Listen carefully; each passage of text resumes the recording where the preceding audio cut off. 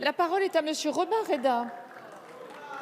Merci Madame la Présidente. Mes chers collègues, Monsieur le Premier ministre, la motion de censure qui sera proposée par le groupe Les Républicains cet après-midi viendra sanctionner la légèreté avec laquelle vous avez porté le dossier des retraites.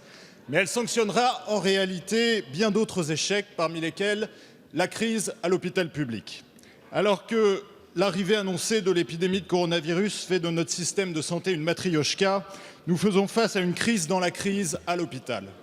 L'hôpital, c'est un peu comme votre gouvernement.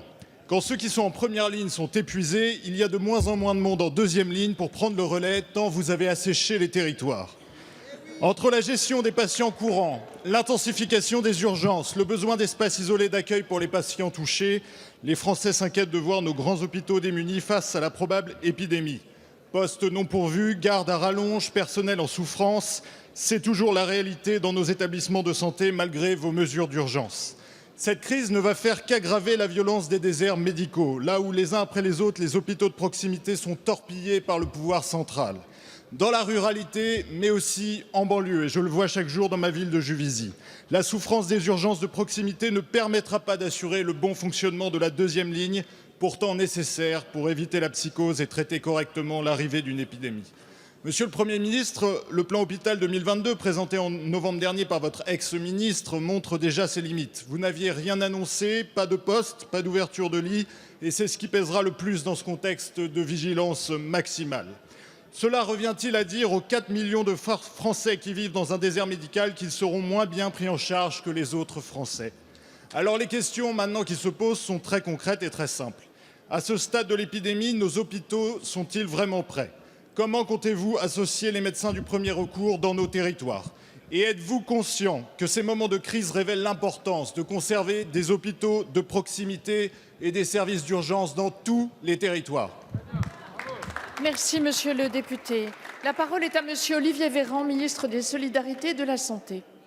Merci Madame la Présidente, Mesdames et Messieurs les députés, Monsieur le député Robin Reda.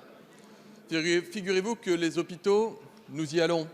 J'y travaille, nous y allons. Nous étions hier matin à Bordeaux avec le Premier ministre à la rencontre des équipes hospitalières. Personne, Monsieur Robin Reda, personne ne nous a dit que l'hôpital ne serait pas à la hauteur pour prendre en charge les malades. Il y a eu des gens, des médecins, des soignants pour nous dire que l'hôpital était sous tension, que l'hôpital avait besoin de tenir, que l'hôpital avait besoin d'être soutenu. Évidemment, et c'est ce que nous faisons. Mais personne, Monsieur Robin Reda, vous êtes la première personne à me dire ça depuis 15 jours, que l'hôpital ne serait pas à la hauteur. Moi, je vais vous dire, l'hôpital, il sera à la hauteur. La médecine de ville sera à la hauteur. Nos infirmiers seront à la hauteur. Nos ambulanciers, nos pompiers seront à la hauteur de cette crise virale. Monsieur Robin Reda, ne vous transformez pas en prédicateur de malheur. Nous avons un système de santé dont nous pouvons être fiers et c'est pour ça que nous le soutenons.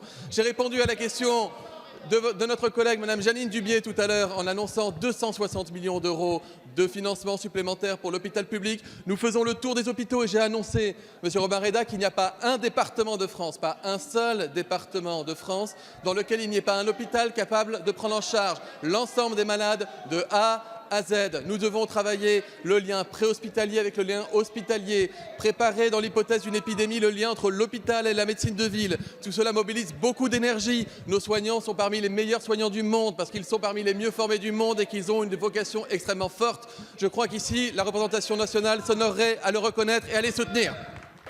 Merci. Merci, Monsieur le ministre.